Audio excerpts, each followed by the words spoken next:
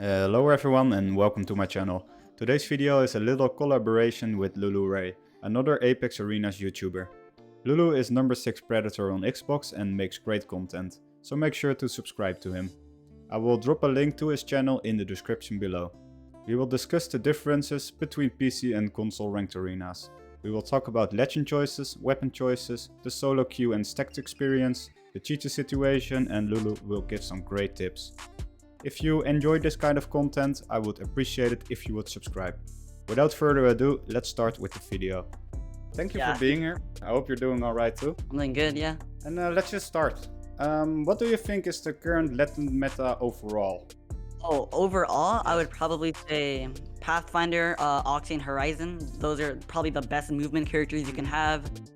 Seer and Bloodhound, both extremely strong scan characters. And yeah, I'd say probably Newcastle as well for the res. Very strong res character. Oh yeah, for sure. I definitely agree with that. The only thing on PC is that like the must picks right now are Pathfinder and Maggie. The third one is just the wild card based off your playstyle, I would say. So you could take a Newcastle if you want more support, like a Seer or a Bloodhound.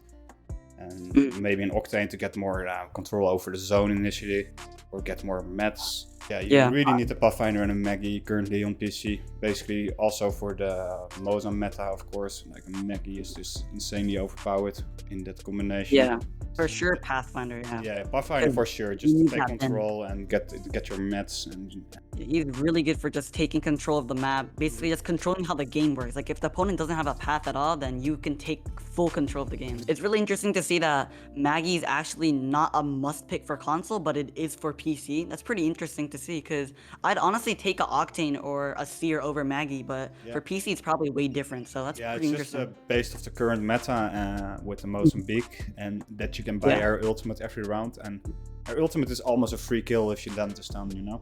You ult someone and he can do nothing anymore, and you can just kill him with a Mozam. Extremely strong. Alright, let's move up to the current weapon meta. Alright, so the current weapon meta for console is definitely the strongest gun is probably the Devotion for console for sure. And to add to that, some I guess some mini meta guns will probably be the RE45 with hammer points, really underrated I think. We got the hammer point Mozam with probably the R301, and yeah, probably that 4 guns right there. Yeah, I would say that the absolute meta guns right now on PC are the Mozam Hammer Point, of course, and the Havoc Turbocharger, especially when you're on MK. And if you're controller, Volt. Volt is definitely a meta gun besides for controller players, besides Hammer Point Mozam. For sure. I think RE is also really good, but more for the price, not really for the DPS that is outputting, because I don't think it's really that much higher than a car, for example. Yeah, it's not, but I think on close range maps, like also yeah, I forgot the Volt. The Volt is also a very meta gun on console for sure. You see a Volt probably every game for sure, like 2-3 times. Like a super good counter to the Mozam. If you can hit your shots with a Wingman, you can beat people with a Mozam for sure. Especially like Wingman PK combo top weapons with an MK is just really nice. A really good counter. And definitely burst weapons too. The Prowler and the Hemlock, for us console players, are probably one of the best guns right now. And I see a lot of people using the Prowler first round, Hemlock second round, third round. Definitely does work if you do hit your shots. But I know a lot of people don't like burst weapons, so I guess there is that burst weapon like or dislike kind of thing. Yeah, especially on with mouse and keyboard, getting consistent with the burst gun is really difficult. Because you kind of need a lot of micro management with your aim to hit every burst, and with controller that's less of an issue. That's why people don't really pick it especially when you're on mouse. And yeah, even the controller players don't really use it on PC. That's probably because people are just using the meta guns that are right now. So, do you think it's possible to solo maintain Predator on console? Okay, so for Xbox, for sure. I think Xbox, the border is really low every season. So I think for Xbox, it's definitely maintainable. For PlayStation, definitely not. You need a team for PlayStation. The border probably goes like even higher than PC. It's like it went like 11.8K, 12K even. It's really hard to grind on solo queue. So PlayStation definitely would recommend getting a team. I would about say the same. I think it's possible to maintain Pret, but yeah, it's more how strong is your mental, you know? Because On PC, I would say you need to gain like 100 AP on average every day. And that's definitely doable as a solo, but you have to play like 5 hours probably.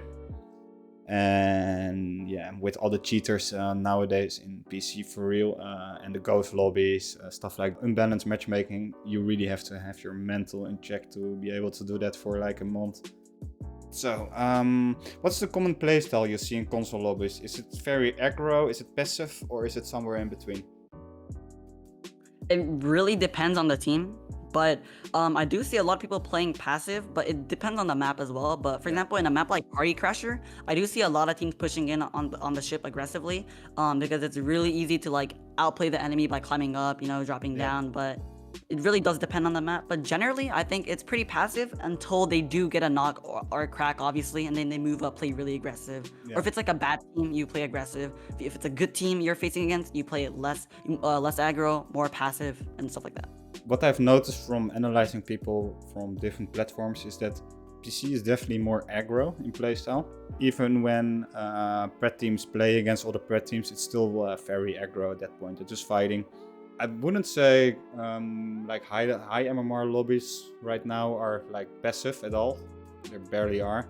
But yeah, you do see like the poking until you get a knock and then push in. You definitely see that. So it's somewhere in between or super aggro.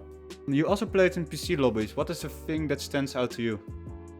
Definitely the solo queue experience is really tough. So when I was playing, I was in gold or platinum, I think, but I was facing against like pred teams. I was facing against someone that was pred. I think they were solo queuing as well, so it kind of does match up. But that was on my ult account. That wasn't on my main account. So it's crazy how an average gold player is facing against preds even when they're solo queuing. I feel like that's really tough. I did face against a few cheaters and wallers too, so it's definitely PC lobbies are way harder for sure. The gun skill, like their aim is just way better than console. I was surprised to see that for sure, and there's a huge difference, I think. Yeah, I think there is definitely like everyone. That's kind of a general thing that everyone knows is that like the people are like really sweaty usually playing on PC, right? Because they're want to be competitive, so that's kind of what you see. And yeah, like currently this season with cheaters, it's kind of insane. There's a lot of cheaters, and yeah, the matchmaking is just super imbalanced. Well, let's just continue. Is Arena still played a lot on Xbox? Because I see kind of a low pred cap. Is this just due to like low player count, or are people just stop grinding after Masters? I think it is the fact that also there aren't many people that play arenas in general, but I think that overall there is a less player base compared to the other platforms like PlayStation and like PC. But if you do look at the pred cap for Xbox, it's actually decently high. So I feel like a lot of people actually are playing BR more than arenas for sure, and that's one of the reasons why the border is low on Xbox. But it's also both reasons too. So yeah, I would probably say that. Okay. Yeah, I would say PC is pretty busy at the moment. Quite a lot of people are playing it, but yeah, it's definitely not as much as BR, of course. Well, let's just continue. What is the biggest tip you could give to people playing console, or some other tips? The biggest tip is to I would say to find a team when you're trying to rank up. That's one of the most important things. There's so many different ways to find a team. You can go to Rens' Discord server, find a Thank team. you. Go to go to my server, find a team, or go No to self-promotion. yeah.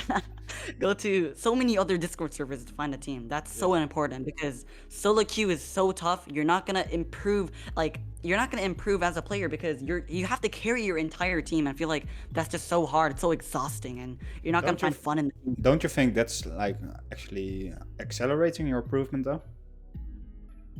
I think that it does improve you as a player because you have the mindset of like you have to play your life and carry your team. But at the same time, I feel like that's it. Like, is it really fun to lose big points just because you have bad teammates? I feel like it's in terms of like a lot of RNG in solo queue. So I think three stacking definitely easier, and I think more fun in general too. Yeah, I would say it's definitely less stressful and an easier time.